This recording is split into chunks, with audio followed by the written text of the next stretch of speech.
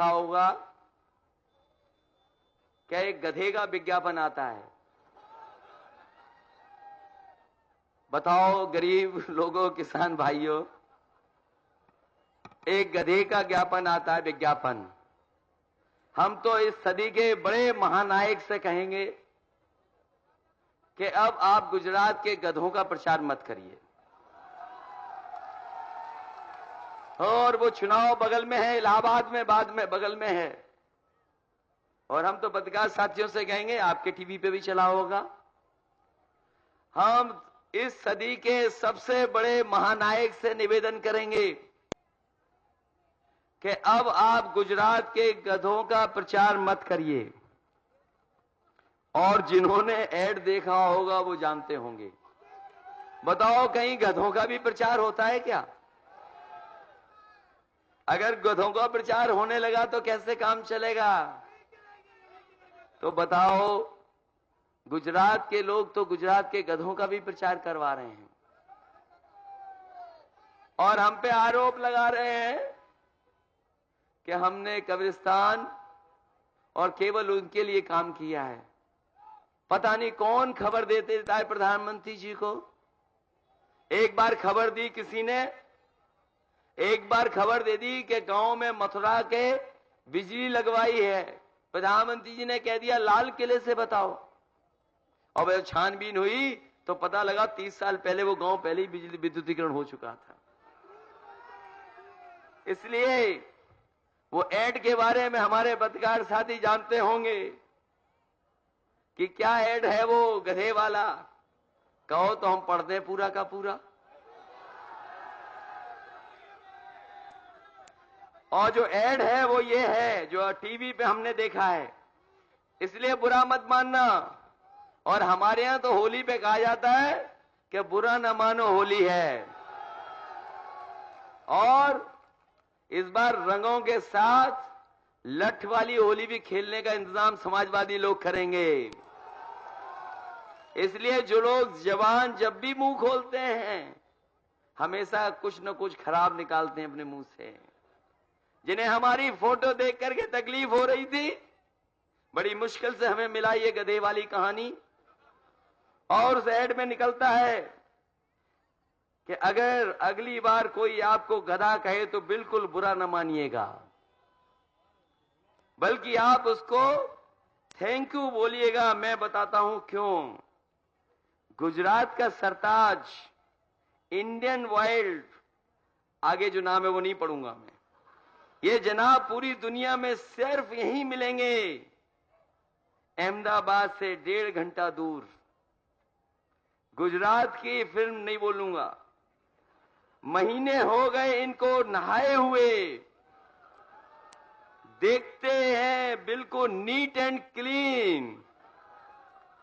ये शहर वाला गधा नहीं है जो सड़क पर खड़ा कोई गहरी बात सोचता है।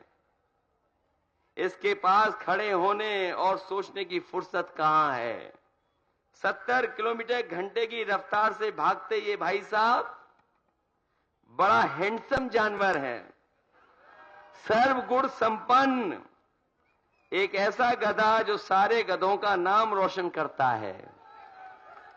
इसे 4500 हैं, ऐसे 4500 हैं यहां, और खूब फल फूल रहे हैं गुजरात के आंगन में। तो याद रहे, गधा कोई गाली नहीं, गधा कोई गाली नहीं, तारीफ की थाली है। ये खुशबू है वाइल्ड लाइफ की, उनकी देखभाल की, एक खुशबू है गुजरात की। टिकट कटवा लो, दूरबीन रख ले हाथ में और कुछ दिन गुजारो गुजरात में। कमाल है। ऐड गधों के भी होने लगे तो सोचो किस दिशा में देश जा रहा है। इसलिए साथियों, हम आपकी मदद करना चाहते हैं समाजवादी लोग।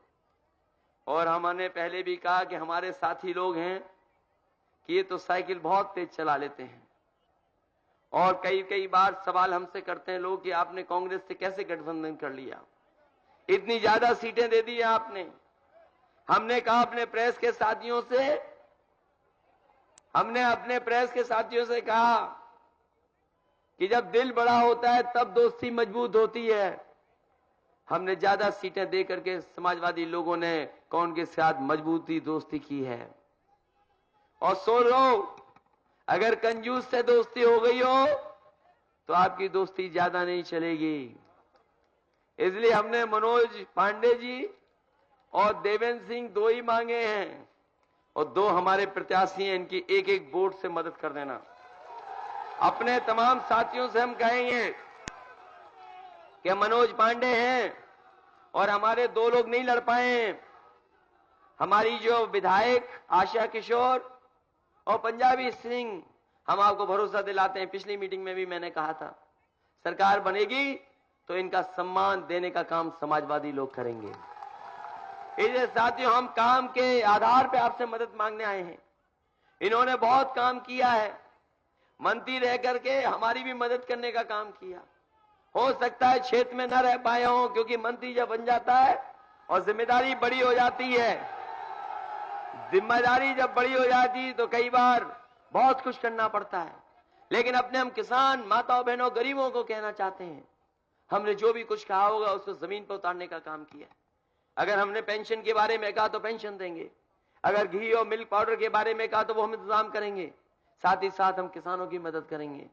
अभी वैसे बहुत गंगा पे पुल बनाए हैं, अगर यहां भी जरूरत पड़ेगी गंगा पे पुल, तो हम सबसे कम समय में गंगा का पुल बनाने का काम समाजवादी लोग करेंगे। और अभी तो इन्हें हमें लगता है 40 गांव नहीं, अभी कितने बना चुके हो?